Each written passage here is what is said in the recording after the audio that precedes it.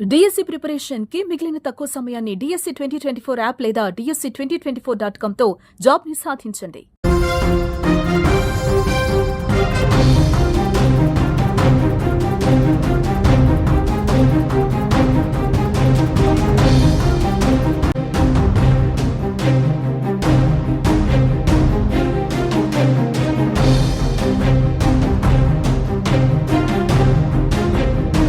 దేశం కోసం ప్రాణాలు పణంగా పెట్టి బోర్డర్లో పోరాడుతున్న భరతమాత ముద్దుబిడ్డలున్న గడ్డపైనే శత్రు దేశానికి సాయం చేసే కలుపు మొక్కలు కనిపిస్తున్నాయి. కన్నవారిని కట్టుకున్న వారిని వదిలిపెట్టి దేశ రక్షణలో నిమగ్నమై మంచుని నిప్పును ప్రకృతి అవాంతరాలన్నింటినీ అధిగమించి ఉగ్రవాదుల నుంచి భరత జాతిని ఒకవైపు మన సైనికులు రక్షిస్తుంటే మరోవైపు ఈ నీచులు పాక్ సరసన చేరి దేశానికి వెన్నుపోటు పొడుస్తున్నారు.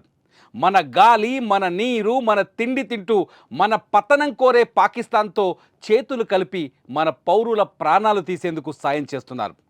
పాక్ స్పైలు ఒకరిద్దరు కాదు, డజన్ల కొద్ది ఉన్నారు. పాకిస్తాన్ ఉద్రిక్తత పరిస్థితుల నేపథ్యంలో భారత్ చేపట్టిన ఆపరేషన్ ఇలాంటి నీచ్ కమీనే కుత్తేల బాగోతం బయట పెడుతోంది.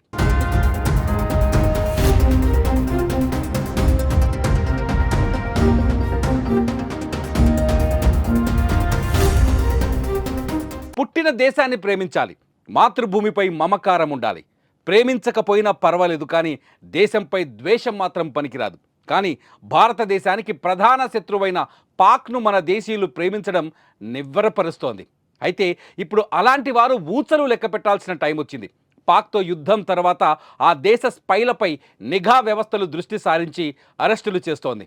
ఇంటెలిజెన్స్ వర్గాల నిఘాలో పట్టుబడ్డ వారిలో ట్రావెలర్ యూట్యూబర్ జ్యోతి ఇతరులను విచారిస్తున్నారు. పట్టుబడిన వారంతా దేశ సరిహద్దు రాష్ట్రాలకు చెందిన వారే. పాకిస్తాన్ ఇరుగు పొరుగు రాష్ట్రాలు పంజాబ్, హర్యానా, ఉత్తరప్రదేశ్ల వారు ఎక్కువగా ఉన్నారు. పంజాబ్ నుంచి 6, హర్యానా నుంచి 5, యూపీ నుంచి 1 పట్టుబడ్డారు.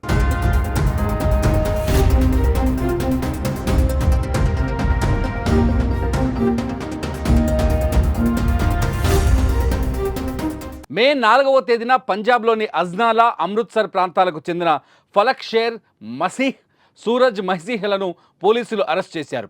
ఆర్మీ కంటోన్మెంట్ ప్రాంతాలు, వైమానిక స్థావరాల చిత్రాలు, సైనిక బలగాల కదలికలు, బీఎస్ఎఫ్ క్యాంపుల వివరాలు వంటి అత్యంత రహస్య సమాచారాన్ని పాకిస్తాన్ గూఢచార సంస్థ ఐఎస్ఐకి చేరవేస్తున్నారన్నది వీరిపై ఉన్న ఆరోపణ.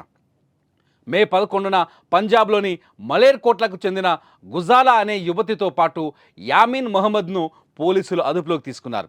వీరికి ఢిల్లీలోని పాకిస్తాన్ హై కమిషన్లో పనిచేసి ఇటీవల బహిష్కరణకు గురైన ఎహాసన్ ఉర్ రహీం అలియాస్ డానిష్తో సంబంధాలున్నట్లు ఆరోపణలున్నాయి.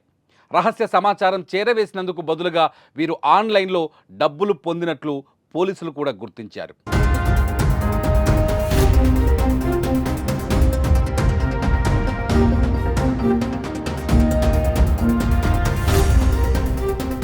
మే 15న పంజాబ్కు చెందిన సుఖ్ప్రీత్ సింగ్, కరణ్బీర్ సింగ్లను అరెస్ట్ చేశారు. ఆపరేషన్ సింధూర్కు సంబంధించిన రహస్య సమాచారాన్ని, బలగాల కదలికలను, వ్యూహాత్మక ప్రాంతాల వివరాలను ఐఎస్ఐకి చేరవేసినట్లు ప్రాథమిక ఆధారాలు లభించాయి. పంజాబ్ డీజీపీ గౌరవ్ యాదవ్ వెల్లడించారు. అదే రోజు హర్యానాలోని పానిపట్ జిల్లాలో నౌమాన్ ఇలాహీ అనే వ్యక్తిని అరెస్ట్ చేశారు. ఉత్తరప్రదేశ్లోని కైరానాకు చెందిన ఇతను ఐఎస్ఐతో సంప్రదింపులు జరిపినట్టు పోలీసులు గుర్తించారు.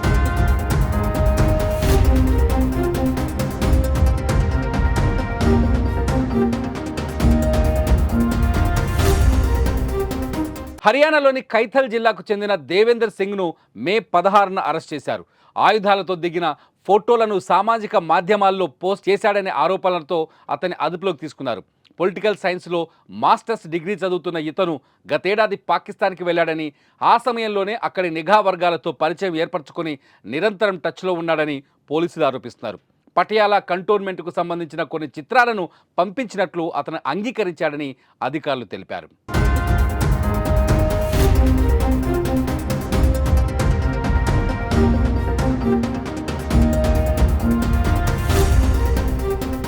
మే 16న హర్యానాలోని హిసార్కు చెందిన యూట్యూబర్ జ్యోతి మల్హోత్రాను అరెస్ట్ చేశారు. వీరందరిలో జ్యోతినే కీలకం. పాకిస్తాన్తో ఈమెకు సత్సంబంధాలున్నాయి. పహల్గాం దాడికి ముందు ఆమె పలుమార్లు పాకిస్తాన్లో పర్యటించింది. అక్కడి పార్టీలో పాల్గొని ఎంజాయ్ చేసింది.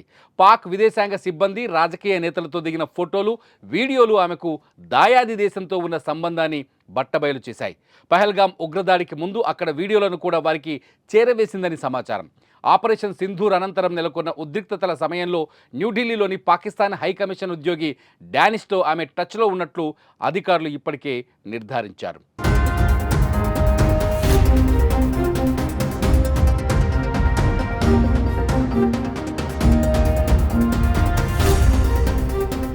ఇక మే 17న హర్యానాలోని నుహ్ జిల్లాలో అర్మాన్ అనే వ్యక్తిని అరెస్ట్ చేశారు. పాక్ హైకమిషన్లోని ఓ ఉద్యోగి ద్వారా భారత సైన్యం, ఇతర సైనిక కార్యకలాపాలకు సంబంధించిన సమాచారాన్ని పంచుకున్నందుకు అతడిపై చర్యలు తీసుకున్నట్లు పోలీసులు తెలిపారు.